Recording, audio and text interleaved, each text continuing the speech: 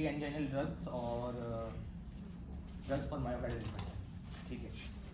तो बेसिकली इसको एक ही टॉपिक के अंदर पढ़ सकते हैं, that is drugs for ischemic heart disease, ठीक है। मायोकार्डियल इन्फेक्शन, एंजाइना पेक्टोरिस, पता है सबको? एंजाइना पेक्टोरिस को पता है ना, एक्यूट चेस्ट पेन, रेट्रोस्टर्नल, ठीक है। मायोकार्डियल इन्फेक्शन में क्या होगा, it will radiate to the left side of the arm, ठीक है, डेथ भी हो जाता है, ठीक है। मायोकार्डियल इन्फेक्शन के बहुत सारे टाइप्स है, दो इंपॉर्टेंट टाइप जो क्या बोलते हैं इंपॉर्टेंट है, ST elevation MI and non ST elevation MI, ठीक है। पता है ना सबको ST elevation, PQRS, PQRS 50 ST elevation, अगर क्या एसटी एलिवेशन, ठीक है, तो वो है।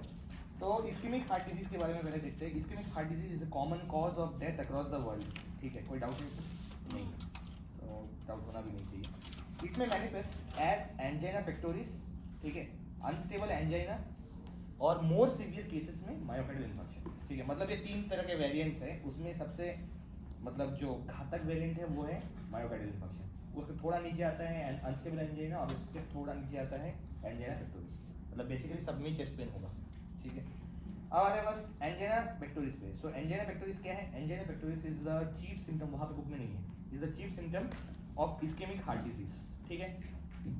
मेन सिम्टम है ऑफ इस्केमिक हार्ट डिजीज। मतलब इस्केमिक हार्ट डिजीज का मतलब क्या है? जब कोरोनरी आर्टरीज मायोकार्डियम को ब्लड सही तरीके से सप्लाई ना कर पाए तब इस्केमिया होता है मायोकार्डियम का, that is what is called as ischemia heart disease, ischemic heart disease. उसका 3 मतलब वेरिएशन हमने बता दिए, एंजाइना पेक्टोरिस, अनस्टेबल एंजाइना, फिर उसके बाद में मायोकार्डियल इन्फेक्शन, और एक है प्रिंस मेटल एंजाइना। किसको पता है क्या है प्रिंस मेटल एंजाइना? वो स्पैज़म होता है ना, स्पैज़म ऑफ कोरोनरी आर्टरीज, ठीक है, तो वो भी एक वेरिएंट है। तो इसमें जो मेन सिम्टम है वो है एंजाइना पेक्टोरिस, ठीक है। और उसमें क्या होता है बेसिकली सडन सीवियर सबस्टर्नल, मतलब ये जो है ये है स्टर्नम, ठीक है, इसके पीछे सबस्टर्नल या रेट्रोस्टर्नल दोनों ही बोल सकते हैं, ठीक है। रेट्रो भी पीछे होता है, सब भी पीछे होता है। डिस्कम्फर्ट या पेन हो सकता है which radiates to the left shoulder and the flexor surface of the left arm. ये है आर्म, ये क्या है? ठीक है, तो फ्लेक्सर सरफेस ऐसे, ठीक है, और ये पीछे वाला क्या है? एक्सटेंसर, ठीक है। तो फ्लेक्सर सरफेस में रेडिएट हुआ है, ठीक है। So that is basically the symptom when the oxygen supply to the myocardium is insufficient for its need, myocardial ischemia develops and pain is due to the accumulation of metabolites in the cardiac muscle, ठीक है। तो मैंने जो बोला है blood supply सही से नहीं हो रहा है मायोकार्डियम में, ठीक है, तो क्या होगा? एनारोबिक रेस्पिरेशन जो अगर होना है तो होगा वहाँ पे, तो कुछ मेटाबोलाइट्स प्रोड्यूस होगा, वो वहाँ पे एक्यूमुलेट हो जाएगा, उसके कारण ये पेन हो रहा है, ठीक है।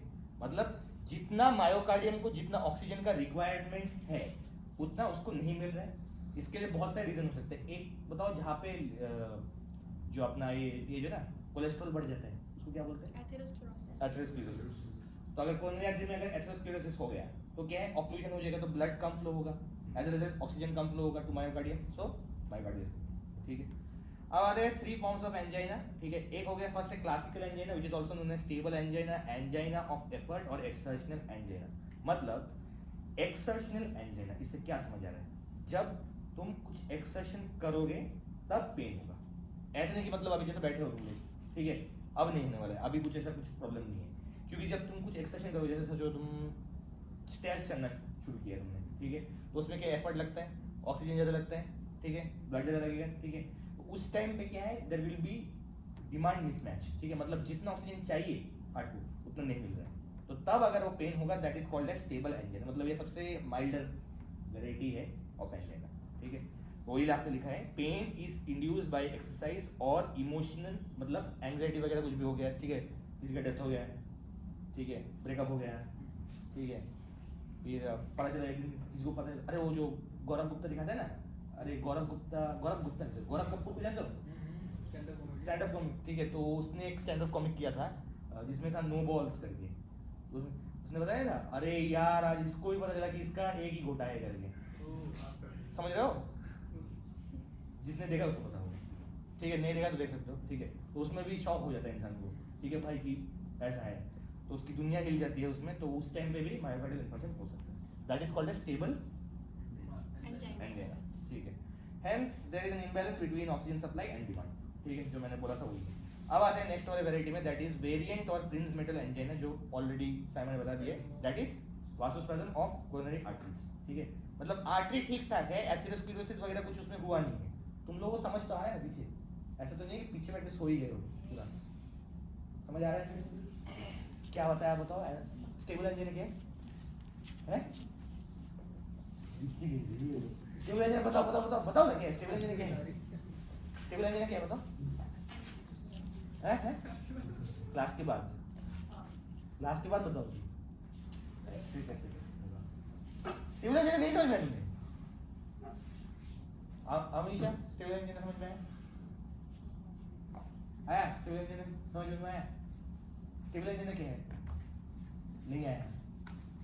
बस मजे में हो तो मुझे स्टेबल एंजिन बोलते हैं, ठीक है? क्योंकि एक्सेशन के टाइम में ऑक्सीजन का रिक्वायरमेंट ज़्यादा होता है, ठीक है? वो सुन तो रहे हो ना, ठीक है? नहीं भी सुनोगे तो कोई प्रॉब्लम नहीं, बाद में तो पढ़ना ही है, ऐसे भी क्या ही है, पेपर तो आएगा ही, ठीक है? तो ये हो गया दो वेरिएंट, एक हो गया अपना क्लासिकल एंजिन जो है स्टेबल एंजिन, ठीक है? पीछे होके बैठो, सबका फेस तुम कवर भी कर रहे हो। नेक्स्ट उसके बाद में आता है वेरिएंट और प्रिंसिपल एंजिन, ठीक है? थर्ड है अनस्टेबल एंजिन।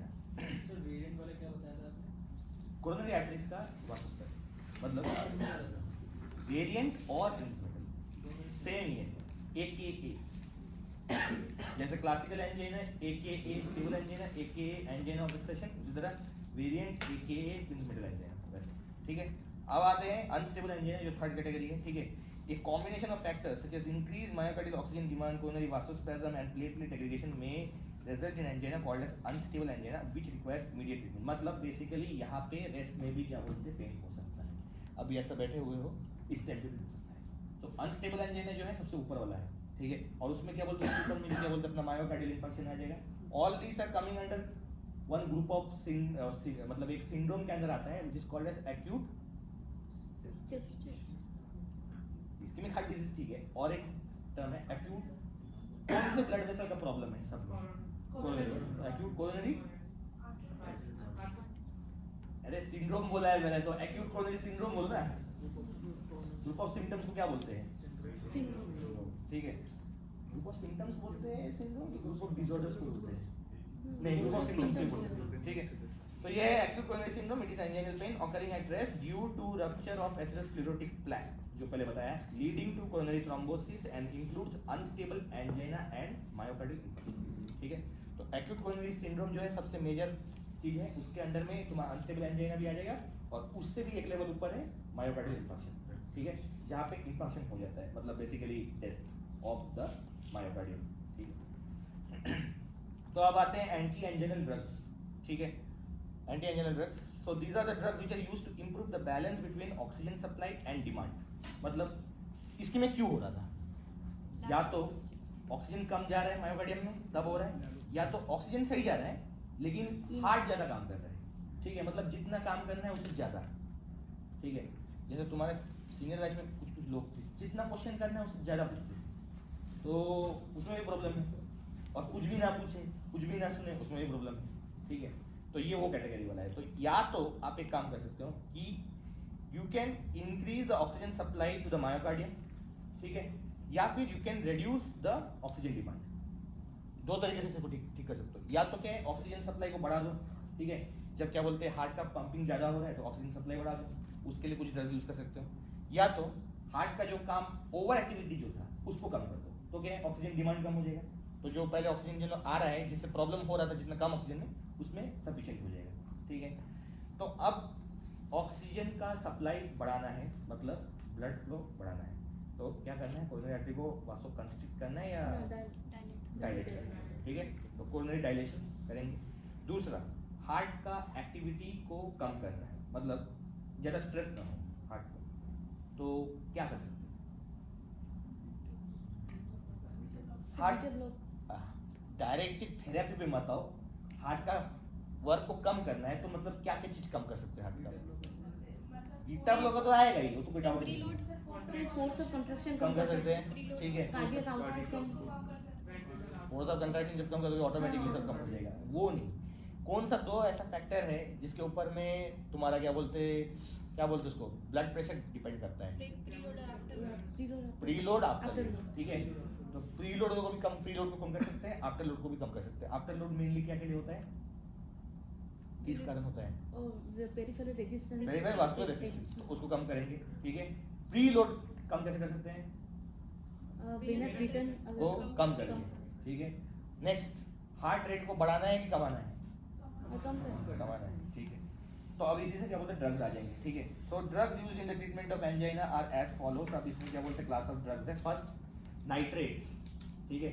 अब लिखो, यहाँ से लिखना है नाइट्रेट्स, ठीक है। मतलब ना लिख फिर देगा, फोटो ले सकते हो, ठीक है। हाँ फोटो ले सकते हो, बुक का फोटो ले सकते हो। किसी का नर्सिंग में कोई फ्रेंड है क्या? है? कोई फ्रेंड है?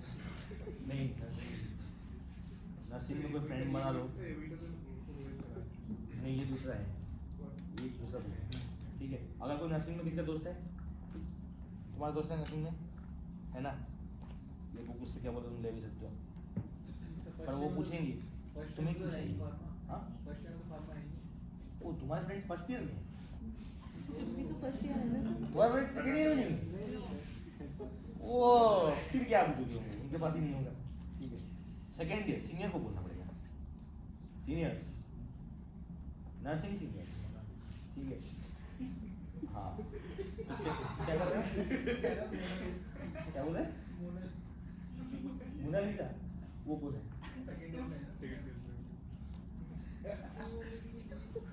What why specifically इसका नाम क्यों है? सर फेशियल ब्लशिंग हो रहा है उसका. अरे लाल हो गई एकदम।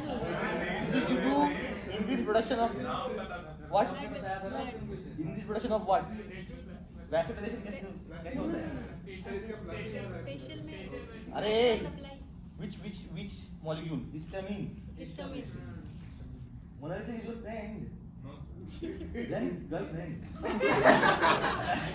यस बोल रहा है, ये यस बोल रहा है, ठीक है। काश होती भाई, ये अगर देख लिया ना उसने, फिर केवल तुमको आगे भी बताएगी काश होती, ठीक है। वो मैंने भी सुना है उसका नाम, पता नहीं होगी। तुम्हारी फ्रेंड है क्या? अच्छा ठीक है, तुमने बोल दिया, तुम्हारी दूसरी फ्रेंड, ठीक है ठीक है। हाँ, उससे फिर बुक ले सकते हो, कोई प्रॉब्लम नहीं है। कंबाइन स्टडी कर सकते हो, ऐसे भी तुम लोग का टॉपिक सेम ही रहता है ना नॉर्मली। कंबाइन स्टडी करोगे तो क्या फायदा होता है, याद रहता है बात, ठीक है। लॉन्ग टाइम पढ़ाई याद रखनी है, 4 साल बाद याद रहेगा. पढ़ाई बाकी नहीं, वो पल याद नहीं रखना है, वो मोमेंट याद नहीं रखना है, पढ़ाई याद रखना है। Sir, we have the combined study. बात तो सही है, तुम्हारे साथ कौन करेगा?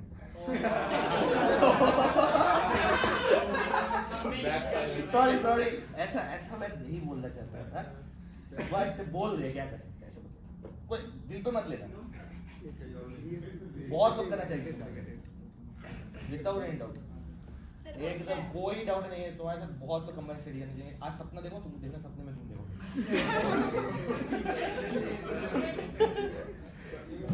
गुस्सा तो देख रहे हो ना, ऐसे बोल रहे हो बस, जस्ट ठीक है ना, बोलो तो दे रही है, बस तो ठीक है। मासूम है, बोलिए मासूम इज मासूम, मासूम तरीके से मासूम का छोड़ो। आगे चलते हैं, क्लासिफिकेशन, ठीक है। एंटी एंजाइनल ड्रग्स का एक है नाइट्रेट्स, ठीक है। नाइट्रेट्स में आता है नाइट्रोग्लिसरीन, आइसोसॉर्बिन नाइट्रेट, आइसोसॉर्बिन मोनोनाइट्रेट, ठीक है। लिखने की जरूरत नहीं है, मैं फोटो दे दूंगा। उसके बाद आएगा कैल्शियम, अच्छा. अच्छा ओ ठीक है, फिर लिखो। देखो नाइट्रेट का मेन क्या है, वासोडाइलेटर है बेसिकली, कोई बात नहीं, जिसका हाँ ठीक है, you can do whatever you feel. हाँ, तो नाइट्रेट्स आर वासोडाइलेटर्स, ठीक है। तो क्या करेगा, कोरोनरी डायलेशन करेगा, तो क्या ब्लड ज़्यादा जाएगा, ऑक्सीजन ज़्यादा जाएगा, ठीक है, सॉल्व हो गया प्रॉब्लम। नेक्स्ट उसके बाद आते हैं कैल्शियम चैनल ब्लॉकर, ठीक है। कैल्शियम चैनल ब्लॉकर तो ऑलरेडी शायद से कवर हो गया वेराट्रामिन और डिटियाजेन, एम्लोडिपिन, इफेडिपिन। एम्लोडिपिन तो बहुत लोगों ने देखा होगा, अगर किसी घर में कोई हाइपरटेंसिव पेशेंट हो, पेरेंट्स या ग्रैंड पेरेंट्स, एम्लोडिपिन तो चलता ही है। एम्लोडिपिन, टेल्मिसार्टन, कैप्टोप्रिल, इनालाप्रिल, ये सब तो नॉर्मल चलता है, ठीक है, तो वो भी ले सकते हैं। उसके बाद है बीटा ब्लॉकर, जो आप लोगों ने पहले बताया था, बहुत ही मतलब हाई लेवल का, मतलब रेस्पेक्ट आ गया मेरे दिल में तुम्हारे लिए कि भाई मैंने बोला नहीं उसके पहले, देख के तो बोला नहीं। तुमने बोला है हर रोज बीटा ब्लॉकर पूछते हैं व्हाट इज बीटा ब्लॉकर ऐसा पूछते हैं क्या वो माय गॉड तो बीटा ब्लॉकर का एग्जांपल है प्रोप्रानोलोल एटेनोलोल ठीक है तो cardiac non cardiac uses of propranolol किसको पता है इसलिए मैंने भी पूछा सवाल जब पूछा हम भी पूछेंगे कहीं ऐसा तो नहीं कि मैं ज्यादा लीनियंट हो गया हूं non cardiac uses of propranolol पता है किसको सही बोला है भाई ठीक है बाकी लोग क्या नहीं सुनते क्या क्लास में आप बोलने का क्या फायदा है उसने तो माइग्रेन बोल दिया उसके प्रोफाइलैक्सिस में भी बोल दूंगा एक्यूट माइग्रेन नहीं प्रोफाइलैक्सिस में और बताओ इसका मैंने एक अलग से मैंने बताया था प्रोप्रानोलोल के बारे में नॉन कार्डियक यूजेस मैंने ये भी बताया था कि एक क्वेश्चन में भी आ सकता है एग्जाम में बट तुम लोगों ने भाव नहीं दिया सोचो कुछ हार्मोनल चीज होता है जहाँ पे यूज करते हैं समथिंग रिलेटेड टू हार्मोन्स आज भी लाइक मैं तो आया ही हूँ आज मुझे छोड़ दो कराटे किड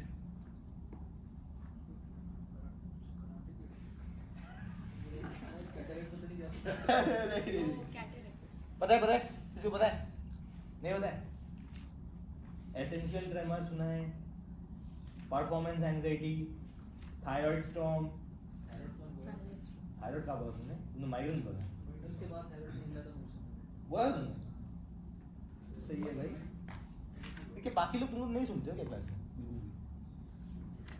रुको आज के एग्जाम आने दो सब क्या बोलते सुनना शुरू करो उसके बाद में ऐसा ऐसा क्वेश्चन देंगे ना निकलने का पहले क्या बोलते रो के निकलोगे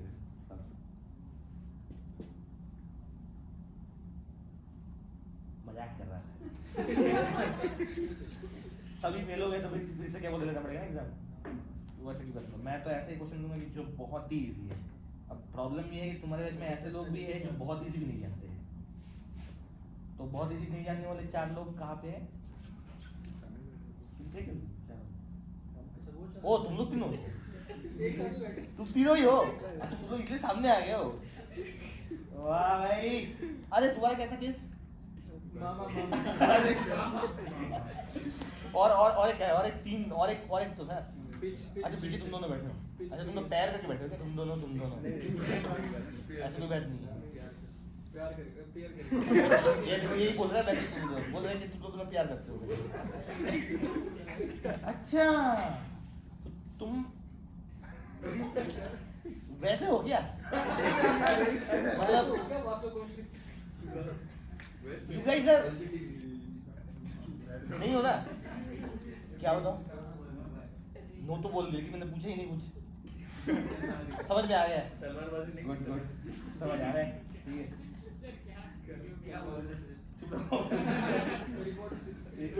तुम्हारा क्या बोलते गंदा इंप्रेशन जाएगा कैसे कैसे ठरकी लौंडे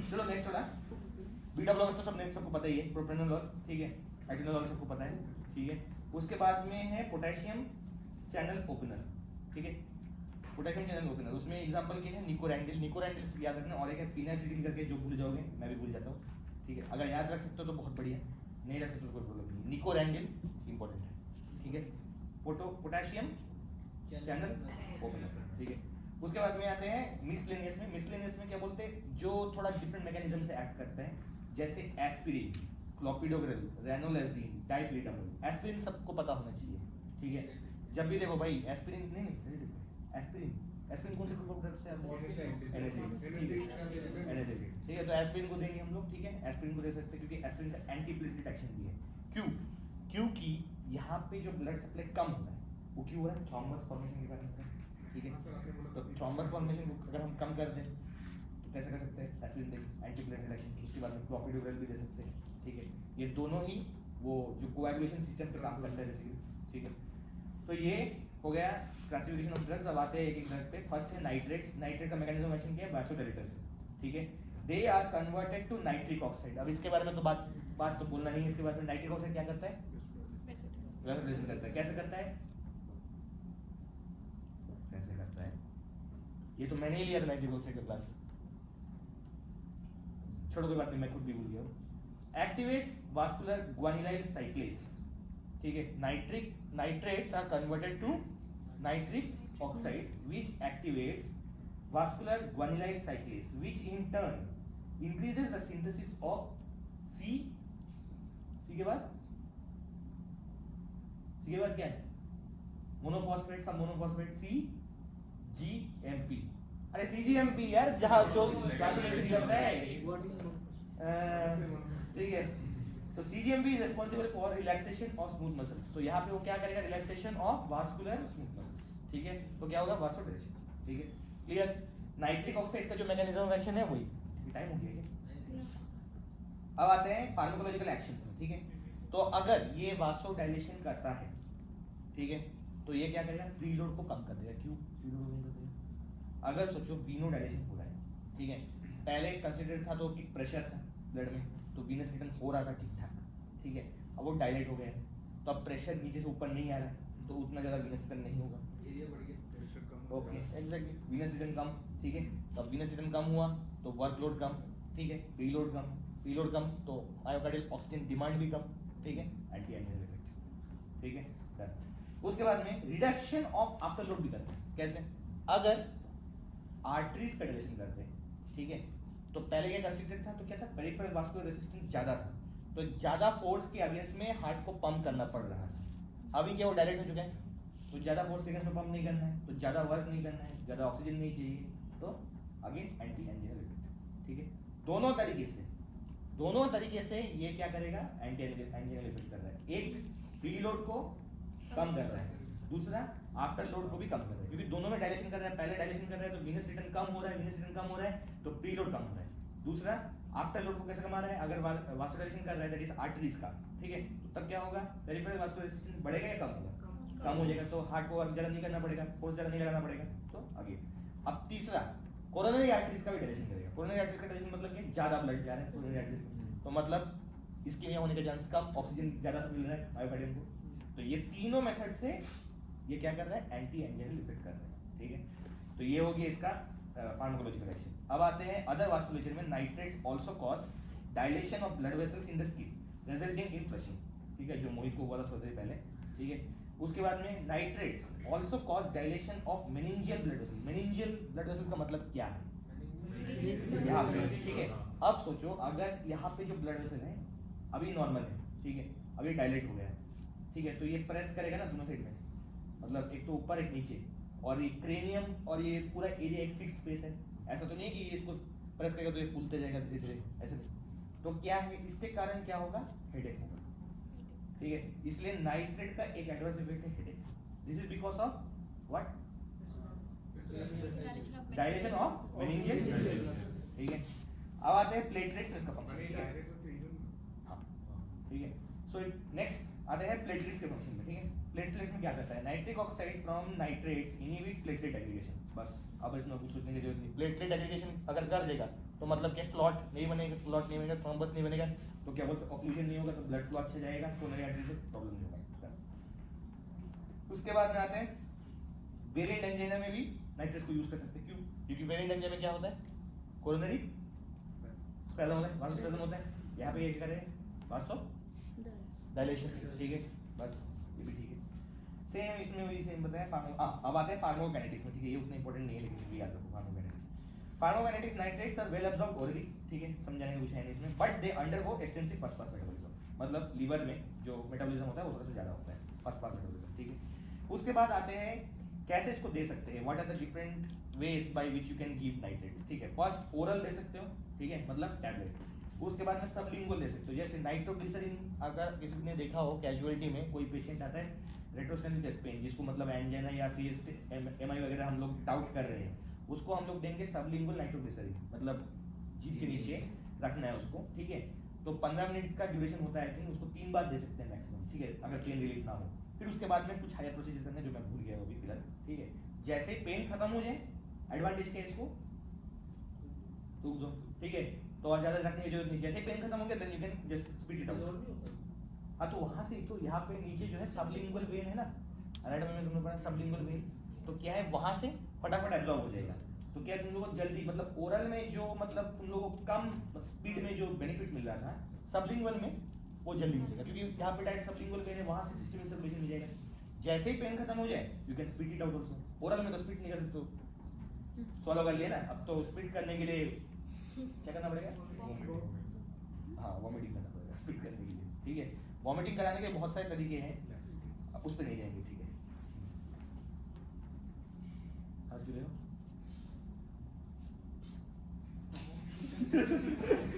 ठीक है, नेक्स्ट चल रहे हैं टॉपिकल प्रिपरेशन, ठीक है। ठीक है, तो टॉपिकल प्रिपरेशन में भी इसको दे सकते हैं, ठीक है। नेक्स्ट इसको ट्रांसडर्मल पैच भी दे सकते हैं। ट्रांसडर्मल पैच किसको पता है क्या है करके?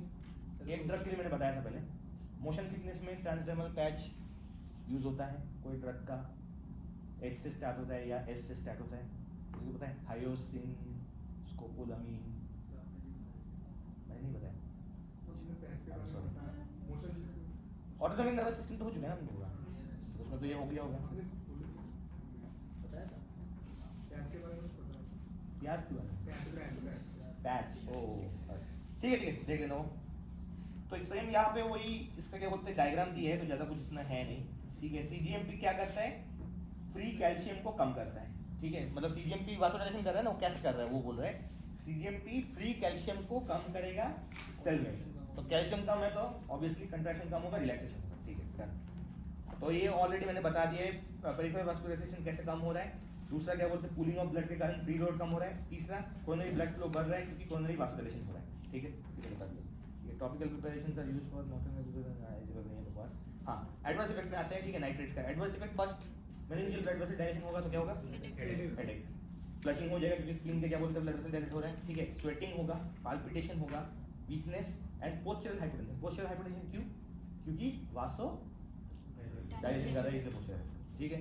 रैशेस भी हो सकता है, ठीक है। टॉलरेंस डेवलप हो सकता है कुछ इफेक्ट्स के लिए। Tolerance to vascular effects of nitrates develops on repeated long term use. मतलब अगर नाइट्रेट्स को कंटिन्यूसली देते हो कोई पेशेंट को, मतलब लॉन्ग टर्म मैनेजमेंट के लिए, तो टॉलरेंस डेवलप हो जाता है। मतलब पहले जिस डोज पे काम बन रहा था, मतलब इफेक्ट हो रहा था, अब उस डोज पे नहीं होगा, अब थोड़ा बढ़ाना पड़ेगा, ठीक है। तो ये एक प्रॉब्लम है। रेसिस्टेंस इसमें नहीं बोल सकते, रेसिस्टेंस एंटीबायोटिक रेसिस्टेंस में होता है। टॉलरेंस मतलब क्या है कि क्या बोलते हैं, अब वो आदमी को क्या बोलते हैं, तुम जैसे पहले कैसे समझाओ तुमको, पहले अगर मैं 1-2 गाली देता तो क्या बोलते हैं लोग सुन लेते थे, अब 1-2 गाली में नहीं सुनते हैं, अब उसे 5-6 गाली देना होता है, ठीक है, तब जाके वो सुनता है। तो दैट इज टॉलरेंस। मतलब पहले जिस डोज में काम बन रहा था वो नहीं हो रहा है, ठीक है। तो अब 2-3 डोज लेवल बढ़ाना पड़ेगा वैसे ही। तो ये एक टाइप ऑफ एडवर्स इफेक्ट है। टॉलरेंस बहुत सारे ड्रग्स में होते हैं, अब किन बहुत सारे ड्रग्स में होते हैं, उसमें मेरे को आधा से ज़्यादा भी याद नहीं है फिलहाल। नाइट्रस में होता है इतना पता है, ठीक है। By adopting proper dosing schedule, ठीक है, टॉलरेंस कैन बी अवॉइडेड, ठीक है। अगर डोजिंग शेड्यूल आप प्रॉपरली दे रहे हो तो क्या बोलते हैं, टॉलरेंस को आप प्रिवेंट कर सकते हो, ठीक है। The patient must be free of nitrates for at least 8 hours of the day to prevent development of tolerance, and tolerance can also be minimized by twice or thrice daily dosing schedule. मतलब एक साथ ज़्यादा dose ना देकर आप dose को divide करो एक दिन में 2 टाइम में या 3 टाइम में, ठीक है। और 8 घंटे in between you have to give nitrate free interval, मतलब उस टाइम पे कुछ दवाई ववाई नहीं देना है, ठीक है। अगर सोचो ऐसा दवाई हमने पहले दिया है, हमें पता है कि इसका इतना दूर तक इसका एक्शन होने वाला है, इतने देर तक, ठीक है। उसके बाद में आधा घंटा सॉरी 8 घंटा छोड़ देना है, कुछ नहीं करना है, ठीक है। That is called as nitrate free interval, ठीक है, nitrate free interval. Then nitrate should be gradually withdrawn after long term use because it can precipitate acute angina and spasm of, वही है बहुत दिन से क्या बोलते हैं, अगर तुम नाइट्रेट दे रहे हो तो क्या होगा, वास्कुलराइजेशन हो रहा है, अब झट से हटा दिया तो क्या है, प्रॉब्लम फिर से वापस आ सकता है, एंजाइना फिर से हो सकता है, ठीक है। ये अब आते हैं ड्रग इंटरेक्शंस में नाइट्रेट्स एंड सिल्डेनाफिल, बहुत ही इंटरेस्टिंग है, ठीक है। सिल्डेनाफिल किस में है, कौन से ड्रग में है, कोई एक ऐसा चीज जिसमें सिल्डेनाफिल है, पता है किसी को? वायग्रा पता है सबको, पता है यूज किया तुमने? हाँ क्या क्या क्या सिल्डेनाफिल, हाँ सिल्डेनाफिल जो है वायग्रा का क्या बोलते हैं एक्टिव कंपोनेंट है। वायग्रा पता है ना सबको? क्या ये करते हैं? अच्छा ठीक है, सबको पता तो है ना कि अब वो भी एक्सप्लेन करूँ? सर उसको नहीं पता है। पीछे तुम लोगों को पता है? सब पेनिस को ये गुड। हाँ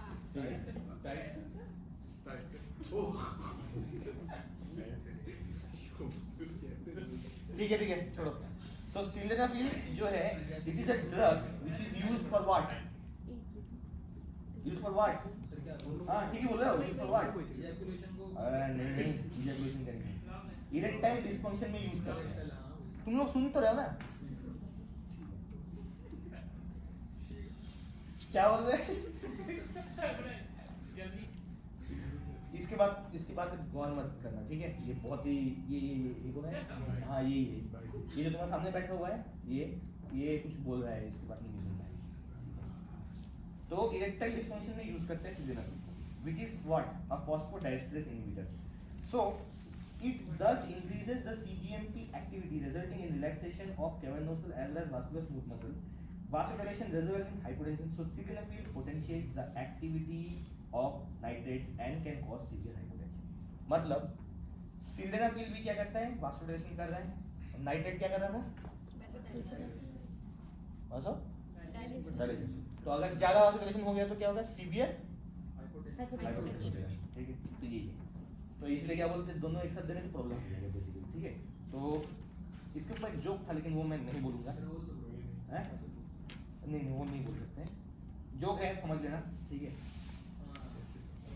समझ लेना। अच्छा क्या बोलो? बोलो।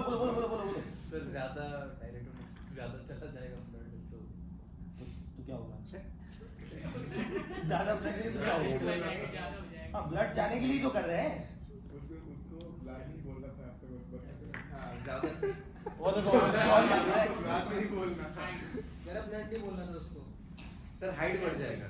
हाँ क्या बोल हाइट हाइट बढ़ता ही है उसका। अबे कॉम्प्लेक्स होना दे रहे। थोड़ा कराटे में कम था। हाँ हर चीज से एट्रोफी हाइपरट्रोफी नहीं होता है। जैसे एक्सरसाइज करने से क्या मसल हाइपरट्रोफी होता है, तो ये दवाई लोगे तो उसका हाइपरट्रोफी नहीं होगा, वो वैसे ही रहेगा, छोटा है तो छोटा ही है। ये तो बात है, इतना दुखी मत हो, ठीक है? It is the normal thing. कोई नहीं आता है। क्या हुआ तुम लोग के बहुत ही डिप्रेस हो गए हो क्या?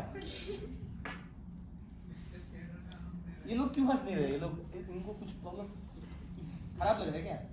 ऐसा डबल मीनिंग बात नहीं करना है, क्योंकि नहीं करनी, प्रॉब्लम नहीं करना ना, ठीक है करें। वो बोल रहे आप क्या कर सकते हो? हाँ नेक्स्ट यूजेस कहाँ पे यूज होता है, ठीक है? नाइट्रेट्स एक्सर्शन एंजाइना में, ठीक है? समझाना है इसमें क्यों नहीं ना? Sublingual nitroglycerin is the drug of choice for acute angina attacks. ठीक है? It relieves the pain in 2 to 5 minutes. If pain is not relieved, the dose may be repeated up to 3 tablets in 15 minutes. जो मैंने पहले बताया था, same चीज, ठीक है? Patient should be advised to take the tablet in sitting position. Why? खड़े होकर क्यों नहीं ले सकता है? हाँ, क्योंकि इसका एक साइड इफेक्ट है ना नाइट्रेट्स का, क्या है? Postural hypotension. अगर खड़ा होगा तो पोस्चरल हाइपोटेंशन हो जाएगा, इसलिए बैठे बैठे लेना है टैबलेट। उसके बाद में प्रोफाइलैक्सिस, ठीक है? प्रोफाइलैक्सिस में भी यूज कर सकते हैं। Nitroglycerin can be used for acute as well as chronic prophylaxis when patient is expected to have a known exercise. मतलब जब पेशेंट को पता है कि अब थोड़ी देर बाद में उसको कुछ काम करना पड़ेगा, मतलब स्ट्रीनियस एक्टिविटी, जैसे सीढ़ी चढ़ना हो या मजदूरी करना हो, मतलब ठीक है, कुछ भी टाइप का स्ट्रीनियस एक्टिविटी, तो ये गंदा स्किल लौट है। ये क्या है? 2 मिनट में क्या बोलते हैं? थोड़ा रुको तुम। बोल रहे जब प्यार करना हो तो तब भी क्या बोलते हैं? एनर्जी की जरूरत पड़ता है यार। बिहार नहीं सर, बिहार सर। मजदूरी तो बिहार। ऐसा मत बोलो क्या बिहार को तुम्हारे पीछे बिहार का है, तुम कैसे बोल सकते हो? ठीक है, एकदम पूरा। हाँ तो ठीक है, अगर हमें पता है कि हम लोग कुछ क्या बोलते हैं एक्सरसाइज करने वाले हैं, तो पहले प्रोफाइलैक्टिकली भी हम लोग ले सकते हैं नाइट्रोग्लिसरीन, ठीक है? एक तो है कि प्रॉब्लम हो गया, चेस्ट पेन हो गया, उसके बाद में ले रहे हैं नाइट्रोग्लिसरीन। एक चेस्ट पेन होने से पहले नाइट्रोग्लिसरीन ले रहे हैं, ठीक है? अब आ गए नेक्स्ट वाला पॉइंट में वैसोस्पैस्टिक एंजाइना मतलब प्रिंस वेटल एंजाइना वहां पर भी ले सकते हैं, ठीक है। अनस्टेबल एंजाइना में क्या बोलते हैं, इंट्रावेनस नाइट्रोग्लिसरीन लेंगे, ठीक है, to release the pain. The pain क्या हुआ? नेक्स्ट कार्डियक फेलियर में भी लेंगे, ठीक है। Nitrates are useful due to their vasodilator property. Cardiac failure क्यों? कार्डियक फेलियर में मतलब क्या है, heart is not able to pump enough amount of blood which it has to pump, ठीक है। अब हम लोग क्या करें, नाइट्रेट्स देंगे, नाइट्रेट्स देगा तो क्या होगा, पेरिफेरल वास्कुलर रेजिस्टेंस कम हो जाएगा, तो अब हार्ट पंप कर सकता है ब्लड जो पहले नहीं कर पा रहा था उतना, ठीक है। उसके बाद मायोकार्डियल इंफार्क्शन में भी यूज होता है, ठीक है, मतलब एंजाइना रिलेटेड जो भी है सब कुछ, ठीक है। अब आते हैं एक अलग ही टाइप का यूज है जो है साइनाइड पॉइजनिंग, ठीक है। साइनाइड पॉइजनिंग में भी नाइट्रेट्स को यूज कर सकते हैं, ठीक है। इट रिक्वायर्स इमीडिएट ट्रीटमेंट, जो साइनाइड पॉइजनिंग है it requires immediate treatment. Amyl nitrite AMYL nitrite is given by inhalation and sodium nitrite by IV injection, ठीक है। ये देते हैं हम साइनाइड साइनाइड पॉइजनिंग तो नाइट्रेट ही पड़ता है ना बॉडी, तब तो बॉडी साइनाइड CN है ना, NO2 तो पड़ता है उसमें, NO2 बढ़ता है क्या? जो नाइट्रो है O का है, CN साइनाइड में O का है। सर CN में M तो है, नाइट्रोजन तो बड़ी है। ऐसा तो प्रोटीन्स भी नहीं खा सकता, प्रोटीन्स में भी है। अच्छा वो मीट हीमोग्लोबिन है, अच्छा वो आ रहा हूँ उसमें, आ रहा हूँ, ठीक है। तो साइनाइड जो है क्या करता है, साइन मेथ हीमोग्लोबिन फॉर्म करता है, ठीक है। उसमें क्या फाइन, उसमें जाके ये जो ड्रग हम लोग बाहर से दे रहे हैं nitrate, it will act and it will form thiocyanate, thiocyanate CYANATE, ठीक है, which is easily excreted from the kidneys, ठीक है। Nitrates convert hemoglobin to methemoglobin, which has high affinity for cyanide and binds to cyanide, forming cyan-methemoglobin. It thus protects the enzymes from binding to cyanide. मतलब cyanide poisoning में mainly problem क्यों होता है? Cyanide अगर तुम्हारा cytochrome oxidase enzyme पता है ना, साइटोक्रोम ऑक्सीडेज सबको पता है, ठीक है, उसमें अगर बाइंड करे तो ही प्रॉब्लम होता है ना। तो अगर अब हम क्या बोलते हैं, बाहर से ये जो नाइट्रेट कंपाउंड जो दे रहे हैं वो क्या करेगा, अगर साइन में हीमोग्लोबिन से क्या बोलते हैं थायोसाइनेट बना रहे हैं, तो वो एक्सक्रीट हो रहा है, ठीक है। तो इसका मतलब क्या, साइटोक्रोम ऑक्सीडेज में क्या बोलता है, एक्ट करेगा साइनाइड, नहीं करेगा, तो पॉइजनिंग मैनेज हो गया, ठीक है। तो ये हो गया साइनाइड पॉइजनिंग का जहाँ पे यूज होता है, और इसोफेजियल स्पैज्म में भी नाइट्रेट को यूज कर सकते हैं, ठीक है। अब आते हैं नेक्स्ट ग्रुप ऑफ ड्रग में, ठीक है, that is calcium channel blocker. Calcium channel blocker क्या करता है, it relaxes arterioles leading to decrease in the peripheral vascular resistance and as a result decrease in the afterload, ठीक है। Calcium channel blocker भाई obviously calcium को अंदर आने नहीं देगा तो कंट्रैक्शन नहीं होगा, तो रिलैक्सेशन नहीं होगा, ठीक है। Calcium channel blocker also depress the myocardial contractility by reducing the heart rate and force of contraction, ठीक है। तो वहां पे भी क्या बोलते हैं, एक्ट कर रहे हैं, हार्ट पे भी एक्ट कर रहे हैं, ब्लड वेसल पे भी एक्ट कर रहे हैं, दोनों पे एक्ट कर रहे हैं, ठीक है। Then calcium channel blocker dilates the coronaries, मतलब कोरोनरी ब्लड वेसल को डायलेट करेगा, तो इसका मतलब क्या है, ब्लड फ्लो टू मायोकार्डियम बढ़ेगा या कम होगा, बढ़ेगा, ठीक है। तो फिर अगेन एंटी एंजियोजेनिक इफेक्ट, ठीक है। Calcium channel blockers are therefore useful for prophylaxis of exertional angina, ठीक है, prophylaxis of exertional angina. They can be combined with beta blocker, can be combined, but verapamil, ठीक है, verapamil को नहीं कर सकते कंबाइंड विद बीटा ब्लॉकर। क्यों? Beta blocker जो है हार्ट का जो पंपिंग को स्लो करता है कि नहीं, बीटा 1 रिसेप्टर को ब्लॉक करके। अब हम कैल्शियम चैनल ब्लॉकर में जो है वेरापेमिल जो है सपोज उसको भी दे देते हैं, वो भी क्या कर रहा है, हार्ट रेट को कम करेगा, तो बहुत ज़्यादा कम हो जाएगा तो क्या पंप फेलियर हो जाएगा, तो इसलिए वेरापेमिल को कंबाइन नहीं करते, ठीक है। तो इसके बाद हम आते हैं नेक्स्ट बीटा ब्लॉकर्स में। तो बीटा ब्लॉकर्स एक्सप्लेन करना जरूरी है क्या, बीटा ब्लॉकर्स तो हो ही है, बता दो बीटा ब्लॉकर्स कैसे यूज होता है। हाँ क्या कहते हैं,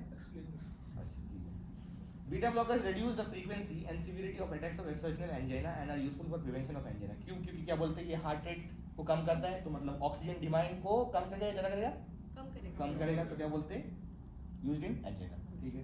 beta blockers should always be tapered after a long use, मतलब वही सेम चीज, मतलब स्लोली टेपर करोगे, ठीक है, एक झटके में रिमूव नहीं करना है। और नेक्स्ट पोटेशियम चैनल ऑप्टर्स, इसमें क्या था, एक ही ड्रग था, निकोरांडिल, ठीक है।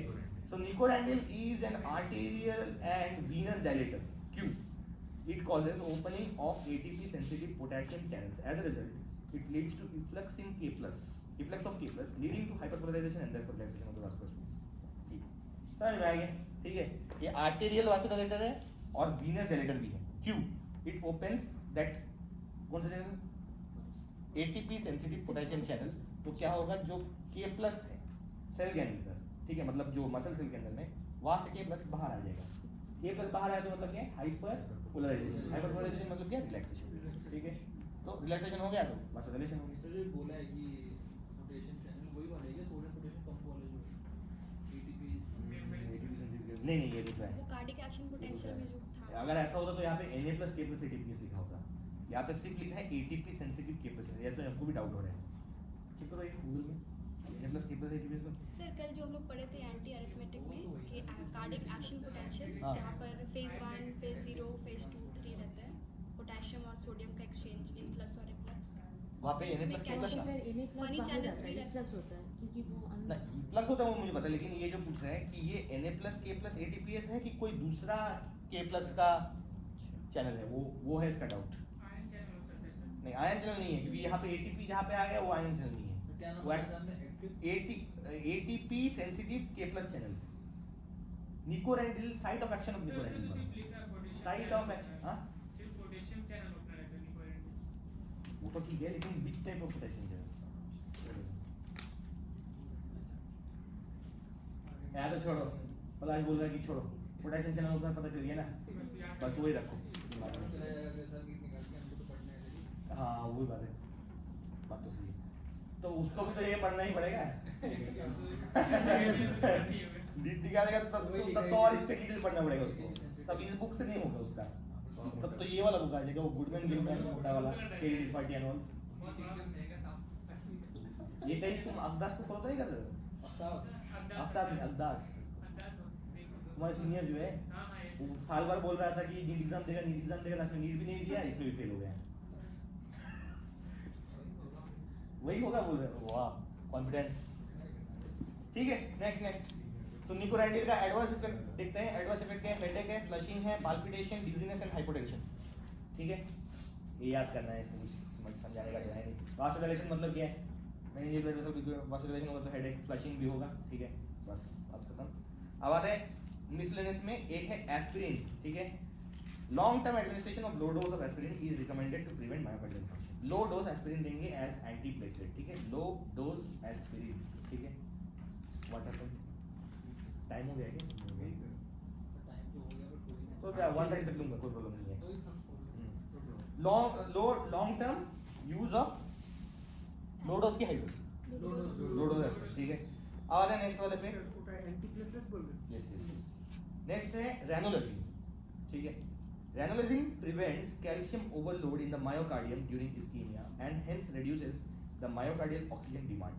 Due to its cardioprotective properties, ranolazine is approved for the prevention of angina as an add-on therapy who does not respond to first line drugs. मतलब ये कार्डियोप्रोटेक्टिव इन नेचर है। ठीक है इसे हम as an add on use कर सकते हैं। मतलब अभी तक तो नाइट्रेट वगैरह जो हम लोगों ने बोला ना, नाइट्रेट बीटा ब्लॉकर्स वगैरह ये सब जो अगर पहले वाले ड्रग्स पे ट्रीटमेंट नहीं हो पा रहा है, मतलब नो रिस्पॉन्स, तब एड ऑन हम रेनोलाजिन को करेंगे। ठीक है अब इसका एक प्रॉब्लम भी है। ठीक है सब चीज का कुछ ना कुछ तो प्रॉब्लम होता है। It prolongs QT interval. ठीक है QT पता है ना तुमको? QT prolongation, QTC। What is QTC? Sir वही है कि वेव जो थी वो तो है। QT और QTC में क्या है डिफरेंस? क्यूटी सेगमेंट और क्यूटीसी QT और QTC में क्या डिफरेंस है पता है? नहीं पता है ना, बट नहीं बोला है QTC। अभी तुमने बोला ना QTC बोल रहा था ना सर वो तुमने QT बोला है। QTC किसने? QTC तुमने तो बोला QTC तुमने बोला तो मैं सुना हूँ QTC नहीं पता है, चेक करना बाद में देखते हैं। अभी इतना डिटेल में नहीं बोल सकता। हाँ तो ये क्या करता है? QT इंटरवल को प्रोलॉन्ग करता है। ठीक है तो अगर कोई ऐसा ड्रग जो ऑलरेडी QT इंटरवल को प्रोलॉन्ग कर रहा है, वो पेशेंट ले रहा है सब कुछ, ठीक है मतलब कुछ भी एक ऐसा ड्रग जो QT प्रोलॉन्गेशन कर रहा है, तो उसमें हम रेनोलाजिन को देंगे या नहीं देंगे? नहीं देंगे ऑब्वियसली, क्योंकि ये भी QT प्रोलॉन्ग कर रहा है और ऑलरेडी वो पेशेंट ऐसे ड्रग पे है जिसमें QT प्रोलॉन्गेशन हो रहा है। ठीक है तो ज्यादा QT प्रोलॉन्गेशन हो जाएगा तो उसको क्या बोलते हैं? उसको एक डिजीज का एक नाम है, torsade is the point is, छोड़ दो, फिजियो में आएगा, ठीक है। तो ज़्यादा अगर ड्यूटी प्रोलॉन्ग हो जाए तो उसको बोलते हैं टॉर्सेड इज पॉइंट इज, ठीक है। डोज में आते हैं कितना डोज देना है, 500 milligram sustain release tablet twice daily, ठीक है, रेनोलोजिन का। डोज याद रखने नहीं रहने से भी कोई प्रॉब्लम नहीं है, ये दिक्कत आएगा। अब आते हैं नेक्स्ट वाले ड्रग में, दैट इज डाइपिरिडामोल, ठीक है। It inhibits platelet aggregation for which it is used in post MI and post stroke patient, ठीक है। मतलब एमआई होने के बाद पोस्ट एमआई, स्ट्रोक पता है ना, सेरिब्रोवास्कुलर एक्सीडेंट, एक साइड बॉडी पैरालिसिस होना, फुल बॉडी पैरालिसिस होना, स्ट्रोक होना, ठीक है, वहाँ पे डाइपिरिडामोल को यूज कर सकते हैं क्योंकि it is having antiplatelet, basically platelet aggregation को ये इनहिबिट कर रहा है। प्लेटलेट एग्रीगेशन को इनहिबिट करेगा तो मतलब क्या है, थ्रोम्बस बनेगा या नहीं बनेगा, ठीक है, वही चाहिए हमें, ठीक है। अब आता है फार्माकोथेरेपी ऑफ एंजाइना। अब तो इतना देर तक क्या बोलते हैं, जितना ड्रग का क्लास है वो मैंने बता दिया, साइड इफेक्ट बता दिया। फार्माकोथेरेपी मतलब कैसे हमें ड्रग देना है बेसिकली, ठीक है। तो फर्स्ट एक्यूट अटैक जब होगा, एक्सर्शनल एंजाइना, ठीक है, तो अलग अलग यहाँ पे जो क्या बोलते हैं अलग अलग कैटेगरी से उसका कैसे ड्रग देना है। फर्स्ट है एक्सर्शनल एंजाइना, ठीक है। एक्सर्शनल एंजाइना का एक्यूट अटैक में हम लोग क्या देंगे, सबलिंगुअल नाइट्रोग्लिसरीन, ठीक है, ये बहुत ही इंपॉर्टेंट है, ये लिखना ही है। Sublingual nitroglycerin 0.5 milligram is the drug of choice, ठीक है।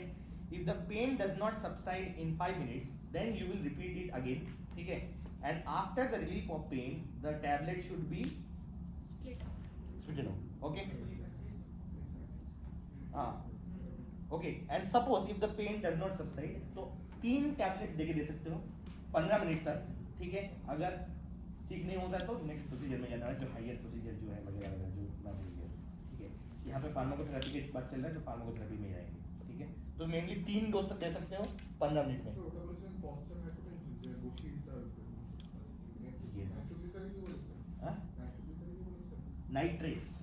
नाइट्रेट्स में नाइट्रोग्लिसरीन भी आ रहा है, आइसोसल्फेट डाइनाइट्रेट भी हो रहा है, आइसोसल्फेट मोनोनाइट्रेट भी आ रहा है, ठीक है।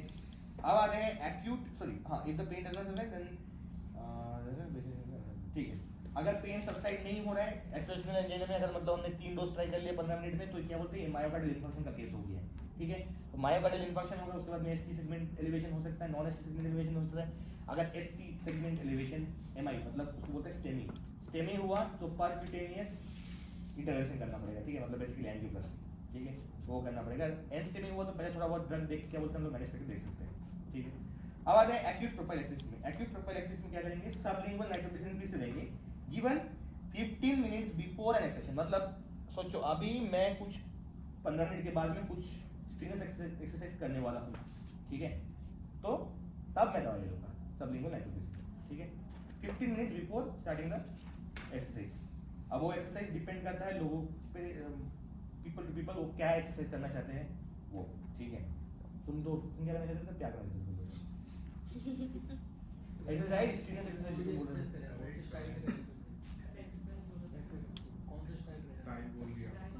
ठीक है, छोड़ो ये प्यार करनी इज स्ट्रेनस एक्सरसाइज, प्यार नहीं था Bihar oh sorry I got it wrong, ठीक है। हाँ, तो ये जो इफेक्ट होगा, अगर सोचो 15 मिनट पहले एक्सरसाइज के 15 मिनट पहले तुम लोग ले रहे हो तो 30 मिनट तक का इसका इफेक्ट होगा, ठीक है।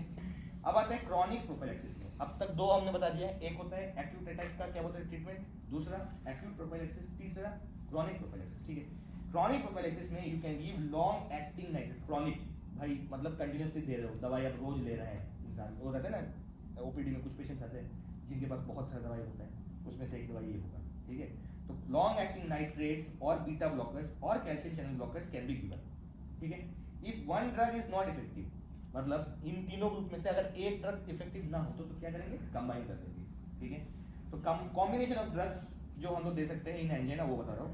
एक है नाइट्रेट्स प्लस बीटा ब्लॉकर्स, ठीक है, they are very effective in case of stable exertional angina, ठीक है।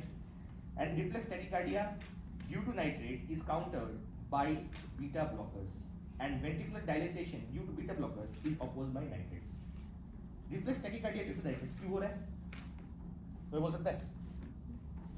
Reflex tachycardia due to nitrates क्यों हो रहा है? क्यों भाई? नाइट्रेट्स क्या करता है? वासोडिलेशन का मतलब क्या है? ब्लड प्रेशर बढ़ेगा कम होगा, हाइपरटेंशन, ठीक है। तो रिफ्लेक्स बैरोरिसेप्टर के कारण क्या होगा, रिफ्लेक्स टैकीकार्डिया। तो उसको प्रिवेंट कैसे करेंगे, बीटा ब्लॉकर देंगे, क्योंकि बीटा ब्लॉकर क्या करेगा, हार्ट का जो बीटा 1 रिसेप्टर है उसको ब्लॉक करेगा, तो पंपिंग एक्टिविटी कम, टैकीकार्डिया कम, बस इसलिए ये कॉम्बिनेशन का ये बेनिफिट है, ठीक है। नेक्स्ट आते हैं नेक्स्ट कॉम्बिनेशन में, that is nifedipine plus beta blockers, ठीक है। निफेटिपिन क्या है, calcium channel blockers plus beta blockers. The anti anginal effects are additive, मतलब जो इफेक्ट होता था वो ऐड हो जाएगा। रिफ्लेक्स टैकीकार्डिया जो हो सकता है, ठीक है, बाई किससे, किसके कारण हो सकता है रिफ्लेक्स टैकीकार्डिया, नाइट्रेट तो बोला ही नहीं है मैंने, अभी तो निफेटिपिन और बीटा ब्लॉकर बोला है मैंने। निफेटिपिन के कारण होगा ना, निफेटिपिन क्या है, कैल्शियम चैनल ब्लॉकर, तो क्या करेगा वासो, कैल्शियम चैनल ब्लॉकर है, कैल्शियम नहीं है, कैल्शियम चैनल ब्लॉकर है, तो वासोडाइलेशन करेगा, वासोडाइलेशन करेगा तो क्या होगा, हाइपोटेंशन होगा, हाइपोटेंशन होगा तो क्या होगा, रिफ्लेक्स टैकीकार्डिया होगा, रिफ्लेक्स टैकीकार्डिया को प्रिवेंट करने के लिए क्या करेंगे, बीटा ब्लॉकर देंगे, क्योंकि बीटा ब्लॉकर बीटा 1 रिसेप्टर को इनहिबिट करेगा जो हार्ट में रहता है, ठीक है।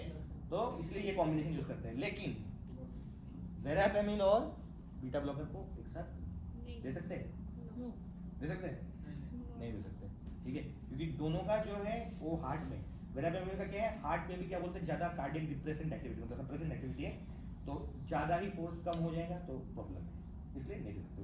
लेकिन निफेटिपिन एंड बीटा ब्लॉकर देते हैं, ठीक है। अब ये हो गया, उसके बाद में आते हैं नाइट्रेट्स प्लस सीसीबी, ठीक है, ये भी दे सकते हैं। उसके बाद में CCB plus beta blockers plus nitrates, ठीक है।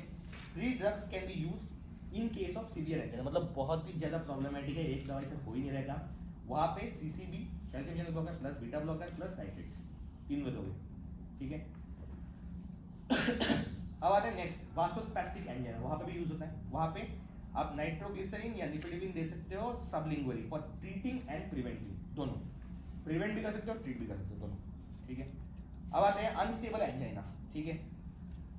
अगर कोई इंडिविजुअल को एक्सेप्शनल एंजाइना हो रहा है, ठीक है, और अब धीरे धीरे ऐसा हो गया है कि वो इंडिविजुअल को रेस्ट, मतलब अभी जैसे हम लोग बैठे हुए हैं, मतलब बैठे हुए तो नहीं है, अभी भी पढ़ रहे हैं, दिमाग चल रहा है, लेकिन बॉडी का कुछ ऐसा काम नहीं हो रहा है, तो उस टाइम पे भी अगर क्या बोलते हैं चेस्ट पेन हो रहा है, ठीक है, तो then it is called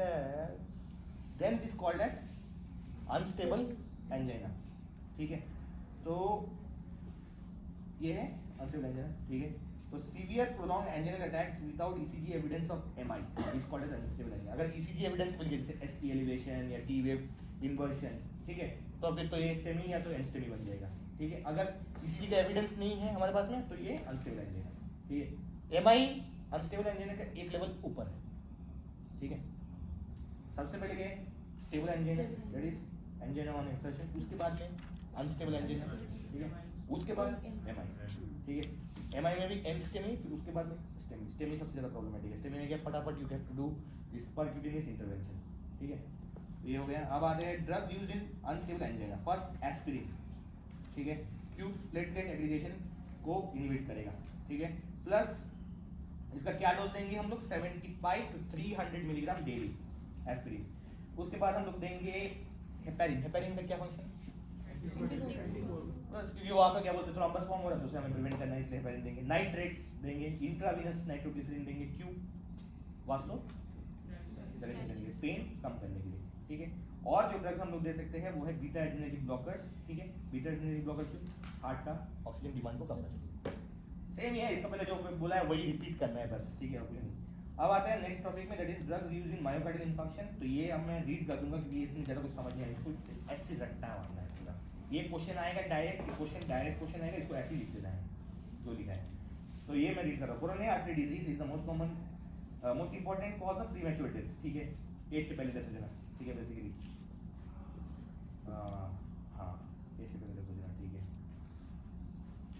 Rupture of atheromatous plaque in coronary artery results in occlusive thrombus leading to myocardial infarction, acute myocardial infarction. So timely intervention is required so as to prevent the extent of damage to myocardium, ठीक है, ischemia prevent करने के लिए। तो यहाँ पे immediate treatment हम करते हैं कैसे, फर्स्ट एनाल्जेसिक, क्योंकि पेन हो रहा है, सबसे पहले तो क्या पेशेंट का पेन हो रहा है तो पेन कम करना है, तो पेन के लिए पोटेंट, सबसे पोटेंट एनाल्जेसिक कौन सा है, मॉर्फिन।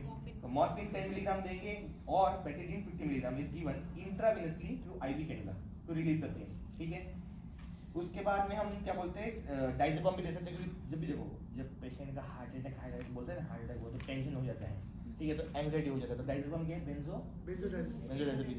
तो वो क्या करेगा, स्ट्रेस को कम करेगा, थोड़ा सा पेशेंट को ठंडा करेगा कि भाई नहीं मरोगे नहीं, जिंदा होने का चांस है। वो अलग बात है कि बाद में मर जाए, वो पता नहीं है, लेकिन फॉर द टाइम बिंग तो स्ट्रेस कम करेगा ना, तो डाइज़ेपम भी देंगे, ठीक है। उसके बाद हम लोग देंगे थ्रोम्बोलाइटिक्स, मतलब थ्रोम्बस जो बन जाता है उसको ब्रेक करना है, लाइसिस, ठीक है। Example of thrombolytics streptokinase, tenecteplase, alteplase, ठीक है। स्ट्रेप्टोकाइनेस तो सुना ही होगा शायद से। Streptokinase 1.5 million units infusion is given over 1 hour. Alternatively we can give alteplase, tenecteplase भी दे सकते हैं, ठीक है। Thrombolytics should be started as earliest as possible, ठीक है, एज अर्ली एज पॉसिबल, ताकि वो जो थ्रोम्बस बना है उसको फटाफट रिमूव कर पाओ, ठीक है। थ्रोम्बोलाइटिक्स तो अभी तक हमने 2-3 देख लिए जहाँ एक्ट हो रहा है। एक तो हो रहा है एनालिसिस, उसमें मॉर्फिन पेटिडिन देख लिए हैं, उसके बाद में हमने देख लिया कौन सा वाला, थ्रोम्बोलाइटिक्स देख लिया। अब हम देंगे एंटीप्लेटलेट ड्रग। एंटीप्लेटलेट मतलब जो प्लेटलेट एग्रीगेशन इनहिबिटर है, इसमें कौन सा ड्रग है, एंटीप्लेटलेट। पोटेशियम लेवल होता है, लो dose aspirin aspirin obviously 300 milligram of soluble aspirin. पढ़ने लगा था ये गुड।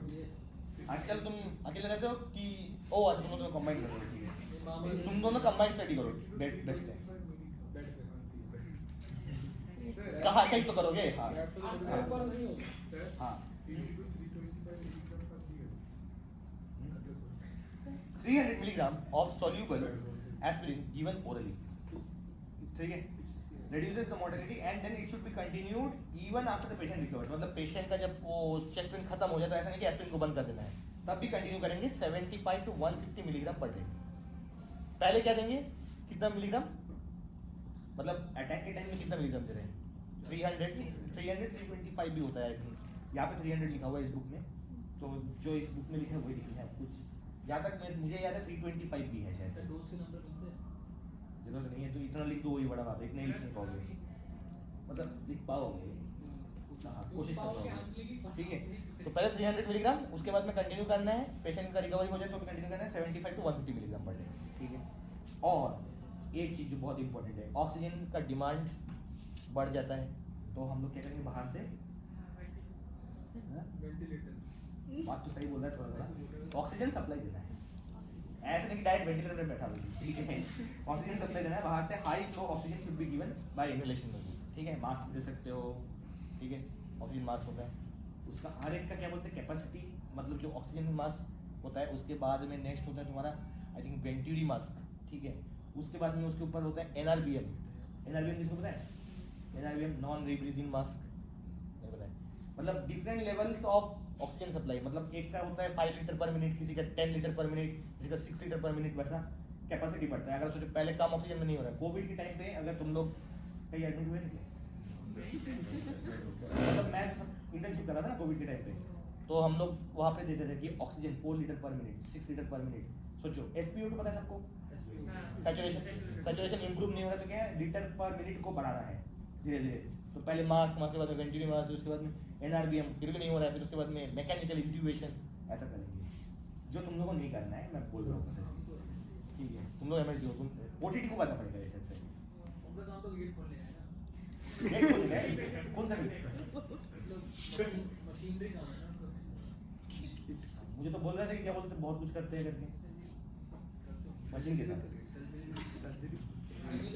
सर्जरी सर्जरी क्या उनको करना, सर्जरी वो लोग करते हैं क्या चीज होता है, एनेस्थीसिया दे देते हैं, ठीक है, जो भी है सर्जरी के बाद उनका ठीक है, not this, let's not discuss that.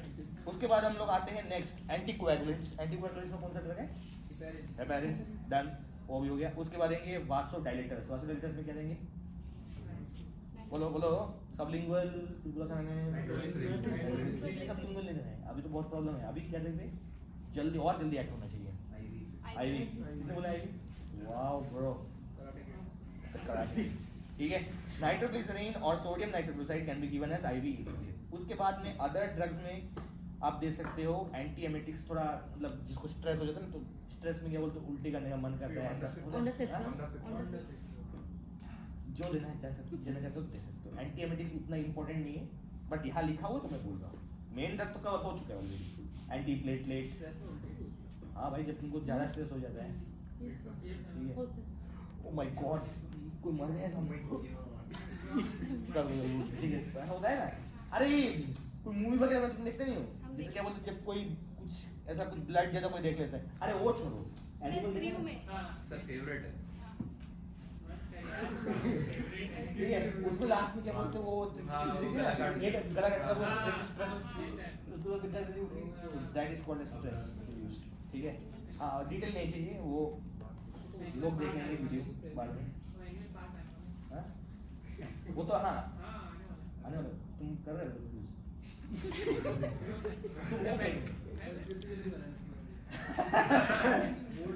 क्या बोल रहे हो ये लग तो दे रहे कोई अंदर से।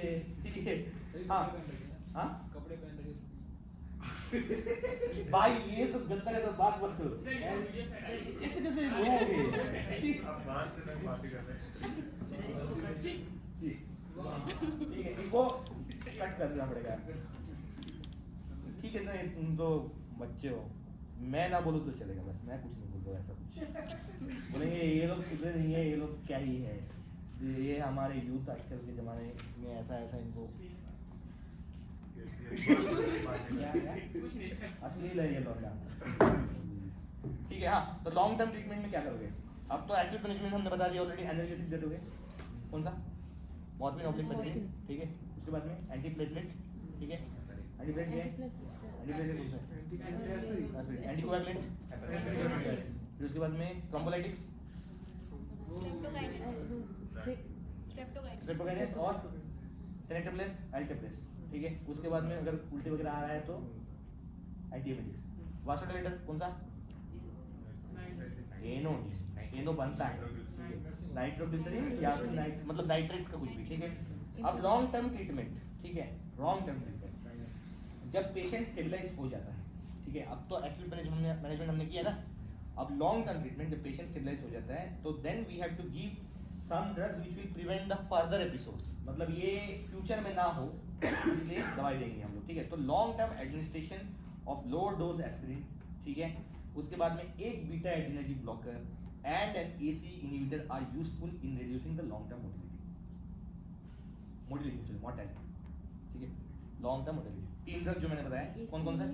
हाँ, एसी इनहिबिटर, क्योंकि एसी इनहिबिटर्स का देखा है it is having this to tendency to reduce the mortality associated with this kind of disease. तो एसी इनहिबिटर्स प्लस तो हाइपरटेंशन भी कम करेगा। ठीक है, हाइपरटेंशन कम करेगा, तो क्या बोला मोर्टेलिटी मोर्टेलिटी दो होता है ना, मॉर्बिडिटी होता है और एक होता है मोर्टेलिटी। मॉर्बिडिटी मतलब क्या है? मतलब कंडीशन खराब है लेकिन मर नहीं रहा है, और मोर्टेलिटी मतलब क्या? मर रहा है। ठीक है, तो 2 ड्रग 3 ड्रग कौन कौन सा? लो dose aspirin, beta adrenergic, beta adrenergic blocker और उसके बाद में एसी एसी इनहिबिटर्स। ठीक है, इसके साथ में थोड़ा बहुत इंसान के चरित्र में भी थोड़ा चेंज करना पड़ेगा, मतलब चरित्र स्वभाव डेली एक्टिविटीज में करना। जैसे अगर कोई फूकता है तो स्मोक कोई स्मोक करता है तो उसे मना करना है। ठीक है, वो नहीं करना होता है। तो तुम अगर तुमको करते हो ना, ये सर करता है तुम्हारा फोट देख के लग रहा है कि तुम करते हो। करता है करते हो ना तुम? नहीं सर, पगला नहीं करता मत करो भाई, बंद कर दो। सर नहीं करता। अब तो रिकॉर्ड हो गया, अब क्या करते? तो करता है। ठीक है, अब उसके बाद में नेक्स्ट, अगर किसी को कोलेस्ट्रॉल ज़्यादा है, ठीक है, तो फैटी फूड ज़्यादा ना खाए। ठीक है, ये हो गया। नेक्स्ट, बॉडी वेट कम करें। जैसे तुम्हारा बॉडी वेट बढ़ गया है तो तुम उसको कम सर करोगे। मैं 10 किलो कम हो गया। नहीं, ये तो मैंने कराटे करता था तब तुम पतला हाँ, तब पतला था। था। अब उस दिन ज़्यादा बॉडी वेट के कारण क्या बोलते हैं, पुशअप नहीं मार पाया, तो इसलिए तुम बॉडी वेट को कम करो अपना। ठीक है, नेक्स्ट, रेगुलर मॉडरेट एक्सरसाइज करना है, ज़्यादा सीवियर एक्सरसाइज भी नहीं करना है। ठीक है, मॉडरेट एक्सरसाइज करना है।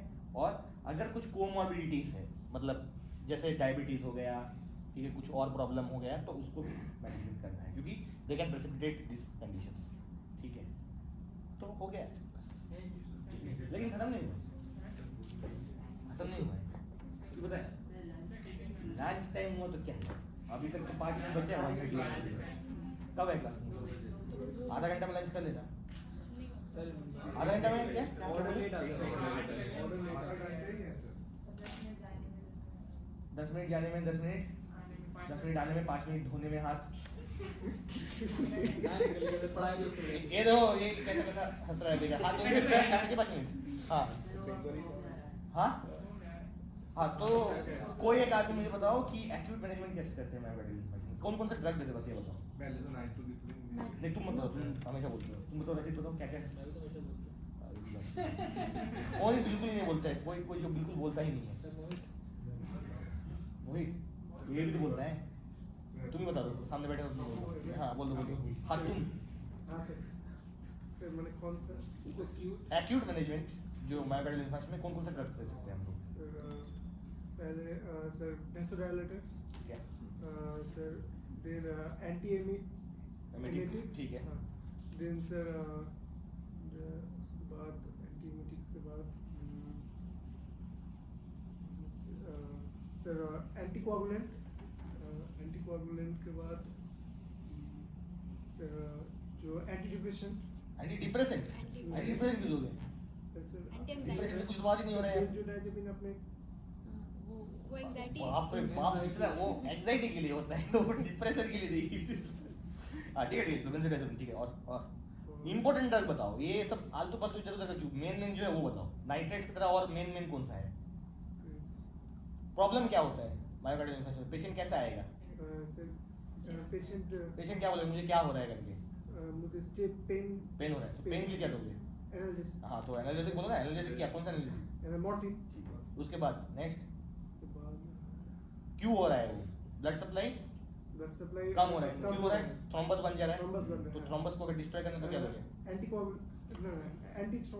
थ्रोम्बोलाइटिक्स थ्रोम्बोलाइटिस में एग्जांपल एंटी थ्रोम्बोलाइटिक्स स्ट्रेप्टोकाइनेस, ठीक है।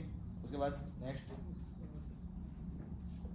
हार्ट का जो है ऑक्सीजन डिमांड को कम करना है, ठीक है। हार्ट पहले बहुत ज़्यादा पंप कर रहा था, अब उसको थोड़ा सा स्लो करना है, तो क्या करोगे? Heart beta blocker